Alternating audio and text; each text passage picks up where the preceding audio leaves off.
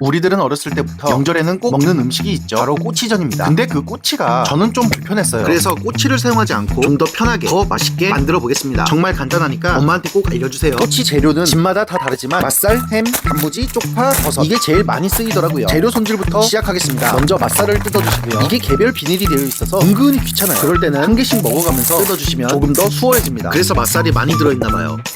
다 됐으면 진짜 다 됐으면 딱 반으로만 잘라주시면 됩니다. 꼬치전은 사실 실패할 이유가 없어요. 그냥 재료들 이어붙이고 굽는 게 전부라서 10번 만들어도 10번 다 같은 맛이 날 겁니다. 진짜 맛없는 햄을 사지 않는다면 말이죠. 햄을 살 때는 뒷면에 고기 함량을 보시면요, 돼지고기 90% 이상 된 것을 구매하시는 걸 추천합니다. 고기 함량이 높다고 무조건 다 맛있는 건 아닌데 뭔가 그 진한 맛과 향 그런 면에서는 확실히 좋은 것 같아요. 햄은 이렇게 맛살과 비슷한 두께로 잘라서 준비해 주시면 됩니다. 보통 김밥용 햄을 많이 사용하시는데요, 그게 자르기 쉽게 줄이 그려져 있잖아요. 저는 그게 좀 두께가 얇아서 별로더라고요. 자, 다음은 단무지입니다. 일반적인 김밥용 단무지를 사용하시면 되는데요, 물기만 잘 빼서 따로 손질하지 않고 그대로 사용했습니다. 좀 커 보일 수 있는데 요리하다 보면 줄어드니까 괜찮습니다. 이번엔 새송이 버섯입니다. 새송이 버섯은 구매하실 때 최대한 큰 걸 구매하시는 게 좋습니다. 손질 방법은 이렇게 위아래 잘라주시고요, 옆쪽에 둥근 부분을 이렇게 사각형이 될 수 있도록 잘라주시면 되고요. 이런 형태를 만들어두면 다른 재료들의 크기랑 맞춰서 비슷한 크기로 손질하기 편합니다. 모든 재료가 똑같지만 크기는 맛살이나 햄 크기에 맞춰서 잘라주시면 됩니다. 버섯을 큰 걸 샀다고 생각했는데 막상 자르고 보니까 좀 작네요. 여러분들은 큰 걸 사세요. 마지막으로 쪽파입니다. 손질되어 있는 건 좀 비싸서 손질 안 돼 있는 거 샀어요. 거의 반값? 뭐 암튼 흐르는 물에 씻어만 주고 밑둥만 잘라서 준비해줍니다. 그리고 맛살 크기에 맞춰 이렇게 잘라주시면 됩니다. 요 자른 부위는 나중에 요리할 때 잘 쓰일 겁니다. 자, 이제 모든 재료가 준비가 다 됐습니다. 재료 준비할 때 잘라놨던 조각들은 다 각각 모아서 따로 보관해주세요. 버리지 마세요, 아까우니까. 자, 이제 계란물을 만들 건데요, 이건 좀 작다. 넉넉한 볼을 준비해주시고요. 계란 5개를 준비해주세요. 그중 1개는 노른자만 넣을 겁니다. 다 넣어도 상관은 없는데 이게 뭐랄까 좀 예뻐야 되잖아요. 그래서 노란 부분이 많으면 만들어놨을 때 정말 예뻐요. 노른자를 2개 넣는 것도 추천합니다. 계란 5개면 일반 28cm 프라이팬 기준으로 2번 만들 수 있습니다. 흰자만 남은 걸 어떻게 할까 생각하다가 괜히 엎다가 놔두면 나중에 버려질 것 같아서 그냥 바로 후라이 해먹었습니다. 아깝잖아요. 다시 돌아와서 계란에 소금을 살짝 소금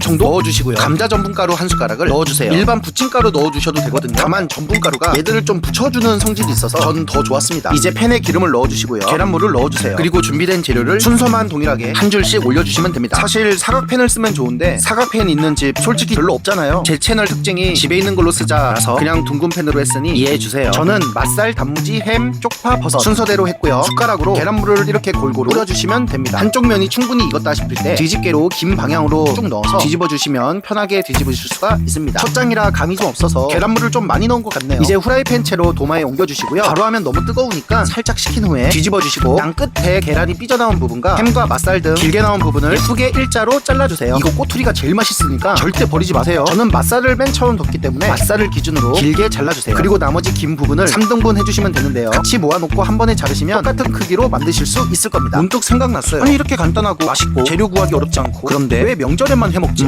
왜일까요? 아, 잠깐, 이렇게 노랗게 되면 예쁘니까 노린자를 더 넣는 겁니다. 저 지금 손 엄청 뜨거운 거 참고 있는데 티 안 나죠? 이렇게 손으로 막 만져도 쉽게 떨어지지 않는다는 거 보여드리려 한 겁니다. 다 된 거는 이젠 접시에 올려주시고요. 두 번째 장 할 때는 처음에 계란물을 많이 넣지 않았어요. 그리고 똑같은 방식으로 진행했는데 이번에는 뒤집기 전에 미리 3등분을 해서 구워보도록 해보겠습니다. 이렇게 맛살 기준으로 뒤집개를 세워서 잘라주시면 돼요. 그러면 뒤집을 때 이렇게 하나씩 뒤집으니까 조금 더 편하기는 하더라고요. 뒤집은 후에는 요 뒤집개로 꾹꾹 눌러주세요. 꾹꾹꾹꾹 눌러주셔야 재료들이 조금 더 잘 붙어 있습니다. 이거 할 때는 여러 번 뒤집으면 재료가 흐트러질 수 있으니 불 조절을 잘 하셔서 한 번씩만 뒤집는 걸로 해요. 할 수 있습니다. 어렵지 않아요. 다 된 거는 도마로 가져와서 똑같이 양 끝에 삐져나온 부분을 제거해 주시고 3등분으로 썰어 주시기만 하면 됩니다. 근데 저는 둘 다 해보니까 그냥 동그랗게 한 장으로 만들어서 마지막 한 번에 잘라주는 게 편하더라고요. 여러분들 편하신 방법으로 하시면 됩니다. 다 된 건 그릇에 담아주시고요. 꼬다리 남은 거 먹어봤는데 와, 진짜 너무 맛있는 거예요. 살면서 먹어본 것 중에 최고였습니다. 3장째부터는 그래도 몇 장 해봤다고 정말 예쁘게 잘 되더라고요. 다 된 건 그릇에 또 담아주시고요. 이제 마지막 장을 해보겠습니다. 제가 이거 보니까 한 4장 구우시잖아요. 그러면 성인 3명이 실컷 먹을 수 있는 양인 것 같습니다. 자, 이제 다 끝났습니다. 생각보다 어렵지 않죠? 해볼만 하시죠? 먹을 때도 꼬치를 따로 빼지 않아도 돼서 너무 좋아요. 와, 예쁘다. 저도 이거는 살면서 처음 해보는데 처음 치고는 되게 예쁘게 잘 된 것 같죠? 아, 잠깐,